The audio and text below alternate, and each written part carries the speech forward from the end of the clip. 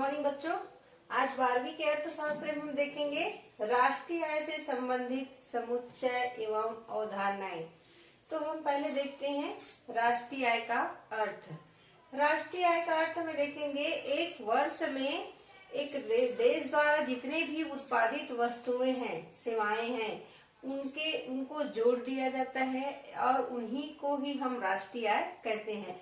एक देश द्वारा जितने भी उत्पादित वस्तुएं हैं, सेवाएं हैं, जिससे देश को आय होता है, जो विदेशों से हो या अपने देश से हो, या बेच के या वहां से कमा के। कोई भी निवासी जो है बाहर जाकर भी वहां से आय अर्जित कर सकता है, और जो बाहर का व्यक्ति यहाँ आके काम करके भी उससे आय अर्जित कर सकता है। ये सब राष्ट्रीय आय में जोड़ा जाता है, राष्ट्रीय आय कहा जाता है। एक देश जो है एक वर्ष में जितने भी सेवाएं उत्पादन कार्य करते हैं, सेवाओं के बदले जो मिलता है, वो सभी राष्ट्रीय आय कहते हैं। उसको राष्ट्रीय आय को राष्ट्रीय उत्पाद, राष्ट्रीय लाभांश भी, राष्ट्रीय आय भी कहा जाता है।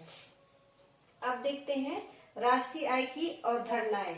अवधारणाएं में हम देखते हैं सकल घरेलू उत्पाद। सकल घरेलू उत्पाद में जितने एक घरेलू जो अपने देश के अंतर्गत जितने भी उत्पादन कार्य में जो खर्च होता है, उत्पादन कार्य में जो भी हमको आय प्राप्त होता है, उसको हम सकल घरेलू उत्पाद कहेंगे। इसमें हम देखते हैं सकल घरेलू उत्पाद से तात्पर्य एक लेखा वर्ष में एक देश की घरेलू सीमा में उत्पादित समस्त अंतिम वस्तुओं एवं सेवाओं के मौद्रिक मूल्यों के योग है। हमें ज्ञात है कि अर्थव्यवस्था में विभिन्न क्षेत्र प्राथमिक, द्वितीयक एवं तृतीयक विभिन्न प्रकार की वस्तुओं एवं सेवाओं के उत्पादन में लगे हुए होते हैं। इसके द्वारा उत्पादित अंतिम वस्तुओं एवं सेवाओं के मूल्य के योग को सकल घरेलू उत्पाद कहते हैं। सकल घरेलू उत्पाद की प्रमुख विशेषताएं भी है।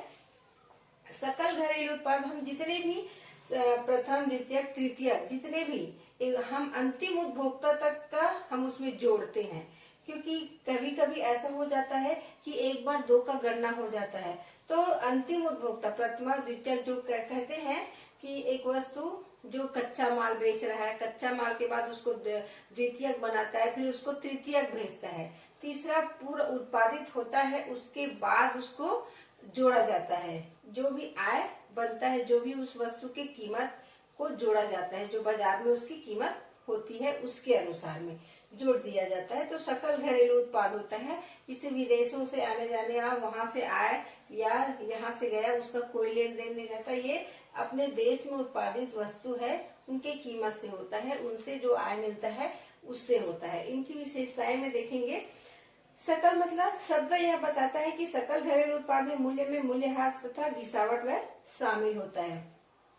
गिरावट व्यय, इसमें देखते हैं कोई भी वस्तु हम उत्पादन करते हैं तो उत्पादन में जो हम मशीन के लिए एक कोष रखते हैं कि हर, जैसे एक उत्पादक जो होता है उत्पादन कार्य करता है, उत्पादन के लिए वो अपने उत्पादन का हिस्सा जो है बांटता है।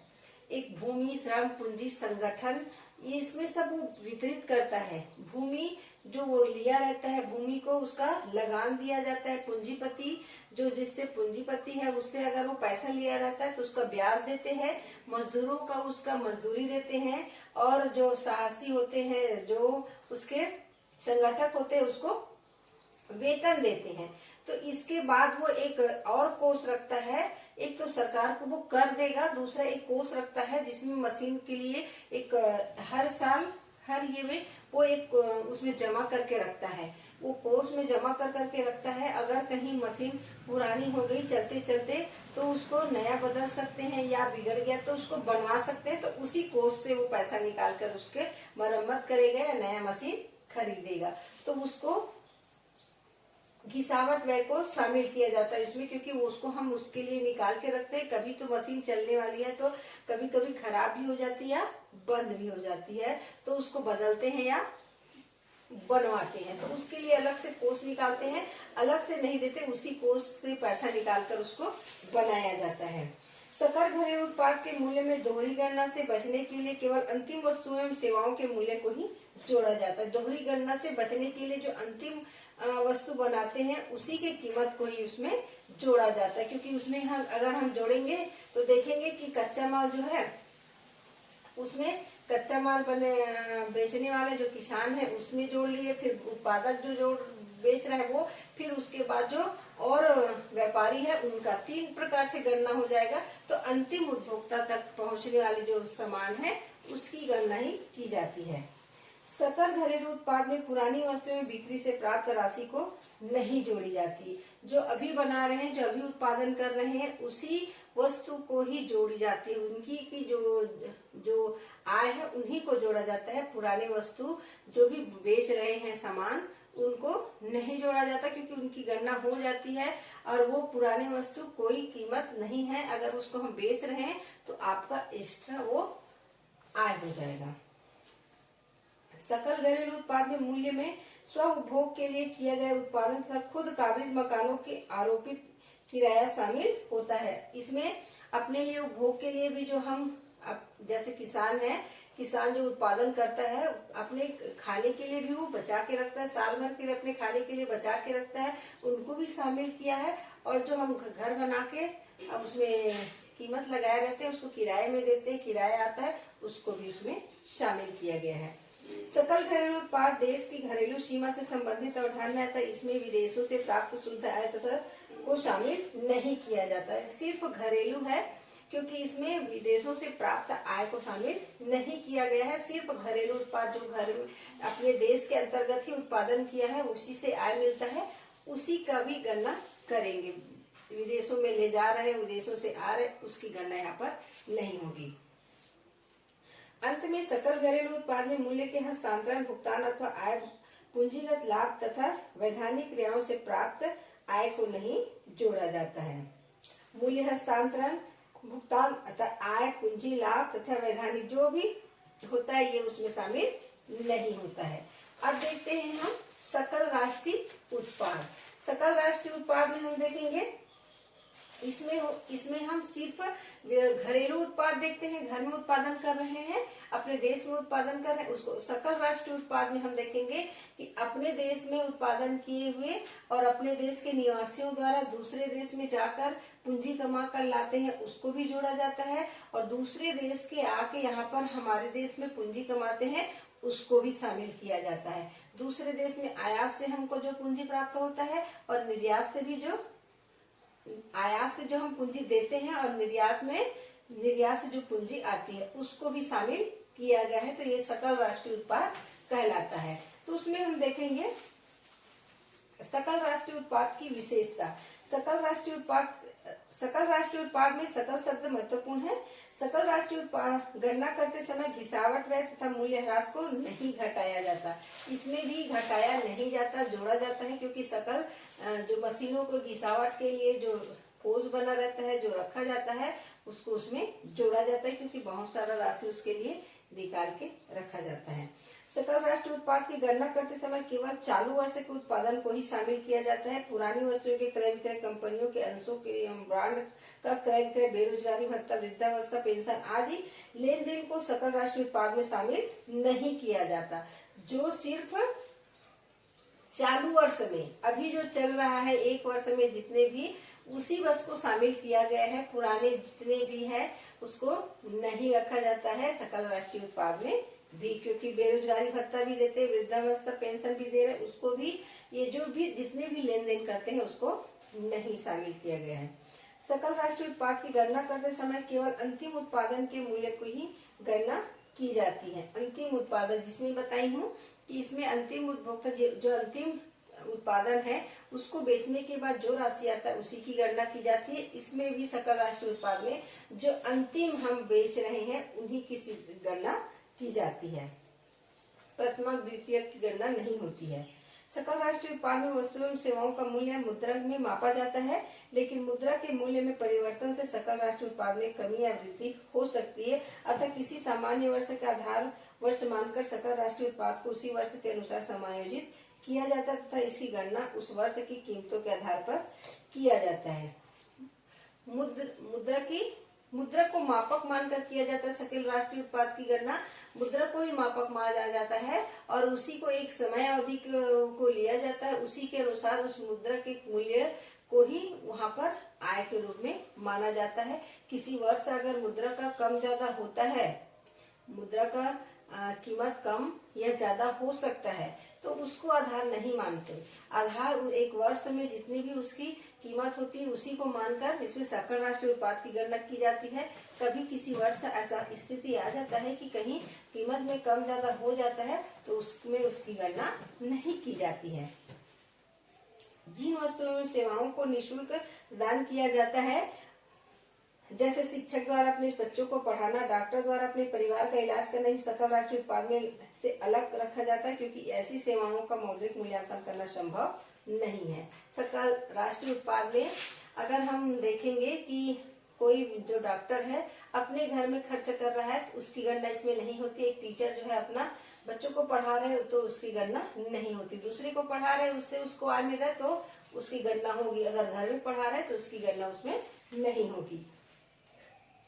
एक वर्ष की समयावधि में बाजार मूल्य में उच्चावचन के कारण पूंजीगत संपत्ति में परिवर्तन होता है, जिससे एकाएक लाभ हानि होता है, लेकिन इसे सकल राष्ट्रीय उत्पाद में शामिल नहीं किया जाता। यह चालू उत्पाद में ही संबंध रखता है। मैं बताई हूँ पहले कि जो मुद्रा के मापक मानते हैं उसी के अनुसार होता है। मुद्रा के कम मूल्य या अधिक मूल्य होने पर इसका कोई प्रभाव नहीं पड़ता। एक देश में जो एक समय में चल रहा है जो कीमत, उसी को मापक मानकर हम उसकी गणना करते हैं। वैसे ही यहाँ पर कभी कभी ऐसा हो जाता है कि बाजार मूल्य में कभी बढ़ोतरी हो जाता है, कभी घट जाता है, कभी कीमत बढ़ जाता है, कभी आय बढ़ जाता है, कभी कम हो जाता है, तो उसको हम वहां पर नहीं लेंगे। जो चलते आ रहा है, जो पहले से चल रहा है, उसी की स्थिति के अनुसार उसकी गणना की जाती है। अचानक से कम ज्यादा वृद्धि का इस पर कोई असर नहीं होता। जिन वस्तुओं का क्रय विक्रय गैर कानूनी ढंग से किया जाता है उन्हें सकल राष्ट्रीय उत्पाद में शामिल नहीं किया जाता, क्योंकि गैर कानूनी है। जो देश के जानकारी के अंतर्गत जो जायज है वैसी वस्तुओं का उत्पादन और उसी की गणना की जाती है। गैर कानूनी काम जो देश के हित के लिए हो, जो लोगों के हित के लिए हो, ऐसे वस्तुओं का यहाँ पर राष्ट्रीय उत्पाद में गणना नहीं की जाती है। अब देखेंगे घरेलू उत्पाद और राष्ट्रीय उत्पाद में अंतर दिया हुआ है, आप लोग देख लेना इसको। अब चौथा दिया है, तीसरा दिया है शुद्ध घरेलू उत्पाद। शुद्ध घरेलू उत्पाद में, शुद्ध घरेलू उत्पाद से अभिप्राय एक लेखा वर्ष में एक देश की घरेलू सीमा के निवासियों में एवं गैर निवासियों द्वारा उत्पादित समस्त अंतिम वस्तुओं एवं सेवाओं के शुद्ध मौद्रिक मूल्य से होता है। अर्थात एक देश के सकल घरेलू उत्पाद में के मूल्य में स्थिर पूंजी एवं भोग अथवा मशीनों के कल पुर्जों के घिसावट व्यय को घटाने से जो शेष राशि बचती है उसे ही शुद्ध घरेलू उत्पाद कहते हैं। इसमें शुद्ध घरेलू उत्पाद कहा गया है, जैसे सकल घरेलू उत्पाद है, शुद्ध घरेलू उत्पाद। इसमें जितने भी अपने देश के अंतर्गत बाहर से आए हुए अपने यहाँ हमारे देश में उत्पादन कर रहे हैं या अपने देश के निवासियों द्वारा उत्पादन किया जा रहा है, उसके शुद्ध उत्पादन के लाभ को इसमें जोड़ा जाता है। इसमें भी सकल घरेलू में घिसावट व्यय को घटा दिया जाता है। तो घिसावट व्यय को घटाने के बाद जो शेष राशि बचता है वही शुद्ध घरेलू उत्पाद होता है। घर के मतलब देश के अंतर्गत जितने भी हमारे देश के निवासी हैं और गैर देश के निवासी मतलब विदेश से भी आए हुए नागरिक यहाँ पर उत्पादन कार्य में जो भी लाभ कमा रहे हैं उन सबको इसमें जोड़ा जाता है। तो इसमें घिसावट व्यय को घटा दिया जाता है। तो शुद्ध घरेलू उत्पाद बराबर सकल घरेलू उत्पाद माइनस हो जाता है घिसावट व्यय। तो ये होता है शुद्ध घरेलू उत्पाद। शुद्ध राष्ट्रीय उत्पाद वही है जो सकल राष्ट्रीय उत्पाद है, वही शुद्ध राष्ट्रीय उत्पाद में भी वैसे ही होता है। देखेंगे सकल राष्ट्रीय उत्पाद की भांति राष्ट्रीय उत्पाद भी एक राष्ट्रीय अवधारणा है। वस्तुओं के उत्पादन में लगी हुई मशीनों और संयंत्रों को एक निश्चित समयावधि के बाद बदलना पड़ता है, क्योंकि उत्पादन कार्य में इतना लगातार प्रयोग करने से ये मशीन घिस कर बेकार हो जाती है। तो उत्पादन कार्य को लगातार जारी रखने के लिए मशीनों को बदलना आवश्यक होता है। इसके लिए उत्पादक एक कोष बनाता है जिसे घिसावट व्यय कोष कहते हैं। सकल राष्ट्रीय उत्पाद का एक निश्चित भाग इसमें प्रति वर्ष जमा किया जाता है। इसका उत्पादन के साधनों के बीच वितरण नहीं किया जाता। तो राष्ट्रीय आय सकल राष्ट्रीय उत्पाद में कुल मूल्य में से जो मशीनों के घिसावट व्यय की राशि को घटाने के बाद जो शेष बचता है उसे ही शुद्ध राष्ट्रीय उत्पाद कहा जाता है। इस प्रकार शुद्ध राष्ट्रीय उत्पाद और सकल राष्ट्रीय उत्पाद का मूल्य घिसावट व्यय माइनस कर दिया जाता है इसमें भी, क्योंकि जितने भी हम देश में सकल राष्ट्रीय उत्पाद की भांति ये भी है। तो इसमें देश विदेश से जितने भी हम काम करे हैं तो जिसका आय हमको मिलता है उसको जोड़ दिया जाता है और साथ में जो घिसावट है उसको माइनस कर दिया जाता है, क्योंकि एक कोष बना के रखते हैं। मशीन अगर बीमार पड़ जाए, बंद हो जाए, बिगड़ जाए तो उसको बनाने के लिए या नया मशीन खरीदने के लिए तो हर साल उसके लिए एक बड़ी कोष जमा करके रखते हैं। उसको जो है भूमि पूंजी संगठन साहस लाभ के रूप में उसको वितरण नहीं किया जाता, वो जमा रहता है उसके नाम से, मशीन के नाम से। जब कभी हमको नया मशीन खरीदना है या बनाना है, क्योंकि बड़े विशाल मशीन को वो तो यहाँ बनता भी नहीं है, वो तो विदेश में जाके बनेगा और विदेश से ही नया मशीन आता है हमारा। तो उनको बनवाने के लिए और उनको ले जाने के लिए बहुत सारा खर्चा होता है। तो उसको हर साल एक कोष बनाकर उसमें पैसा इकट्ठा कर करके रखते हैं और वो जब बिगड़ जाए या नया खरीदना है तब हम उसको उसमें खर्च करते हैं। अपने लाभ के लिए उसमें वितरण नहीं करते हैं, क्योंकि ये अलग से धनराशि उसके लिए इकट्ठा होता है। इसी में दिया गया है, देखो, शुद्ध राष्ट्रीय उत्पाद बराबर सकल राष्ट्रीय उत्पाद का मूल्य और माइनस घिसावट व्यय होता है। जो भी सकल राष्ट्रीय उत्पाद का जो मूल्य आता है उसमें हम घिसावट व्यय को घटा देते हैं। बाजार कीमत पर मूल्य उत्पादन, जो बाजार कीमत पर कुल राष्ट्रीय उत्पादन तथा शुद्ध राष्ट्रीय उत्पाद, पांचवा है। तो ये बाजार कीमत पर कुल राष्ट्रीय उत्पाद तथा शुद्ध राष्ट्रीय उत्पाद। हम देखते हैं कि किसी देश में एक वर्ष में उत्पादित समस्त वस्तुओं एवं सेवाओं की इकाइयों को बाजार कीमत में गुना कर दिया जाता है। यही गुणनफल बाजार कीमत पर कुल राष्ट्रीय उत्पाद कहलाता है। इसमें विदेशों से प्राप्त शुद्ध साधन आय को जोड़ दिया जाता है। बाजार कीमत पर शुद्ध राष्ट्रीय आय ज्ञात करने के लिए बाजार पर प्राप्त कुल राष्ट्रीय उत्पाद में से मशीनों का घिसावट व्यय घटा दिया जाता है। यही बाजार कीमत पर शुद्ध राष्ट्रीय उत्पाद कहलाते हैं। बाजार कीमत पर राष्ट्रीय कुल राष्ट्रीय उत्पाद तथा शुद्ध राष्ट्रीय उत्पाद। तो बाजार कीमत जितने भी वस्तु हम तैयार करते हैं, जो विदेशों से मंगाते हैं, विदेशों को बेचते हैं, उन सब का जो भी उत्पादन हम करते हैं, उत्पादन करने के बाद हम उसकी कीमत जो तय होता है बाजार में, जो कीमत है उसी को राष्ट्रीय आय में गणना करते हैं, उसी को शुद्ध राष्ट्रीय आय कहते हैं, क्योंकि उनके अनुसार ही कीमत तय होता है कि क्या है। अब हम देखेंगे कि हम जो कर दिए हैं, जो हम राष्ट्रीय आय के नाम पर जो जितने भी खर्च किए उनको नहीं, अंतिम वस्तु जो हम बेचने के लिए तैयार किए हैं उनकी जो बाजार में कीमत है वही शुद्ध राष्ट्रीय आय, राष्ट्रीय उत्पादन कहलाएगा। इसमें दिया है बाजार कीमत पर कुल राष्ट्रीय उत्पाद बराबर उत्पादित वस्तुओं की जितनी संख्या है और बाजार की कीमत है उसको गुना कर दिया जाता है। बाजार कीमत पर शुद्ध राष्ट्रीय उत्पाद बाजार कीमतों पर कुल राष्ट्रीय उत्पाद बराबर घिसावट व्यय को उसमें घटा दिया जाता है। घिसावट व्यय को घटाते हैं और बाजार में जो कीमत है उसको उसे गुना कर देते हैं। जितनी संख्या है वस्तु है और जो वहां पर कीमत है उसको गुना कर देते हैं, तो ये निकल जाता है आपका कुल राष्ट्रीय आय या कुल राष्ट्रीय उत्पाद।